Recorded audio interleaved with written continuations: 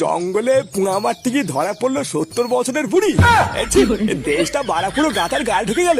শেষমেশ কিনা 70 বছরের বুড়ি। লেওড়া গুলোর বাল পেকে সব ঝরে গেছে, তবু সেটা রস এখনো কমে না। দাদু, হ্যাঁ বলো, কিছু বলবা? আমি নতুন একটা স্যারের কাছে পড়তে যাবো, ওই সামনে আমার পরীক্ষা, আমাকে ভর্তি করে দাও। আরে দাদু ভাই, ভালো নাম্বার পেতে গেলে প্রাইভেটে পড়লেই হয় না, বাড়িতে মন দিয়ে পড়তে হয়, বুঝলা? না, বাড়া কি জ্বালায় যে পড়ি মাঝে মাঝে আমি। এই কি হয়েছে রে, বাড়া এত চেঁচামেচি কিসের? লেওরা, আমি সেই রাস্তা থেকে শুনতে পাচ্ছি, এই সকালবেলা এত চিল্লাচ্ছিস কেন? আরে বাবা দেখ না, দাদু ভাই হঠাৎ শুরু করেছে ও নাকি কোথায় নতুন স্যারের কাছে ভর্তি হবে।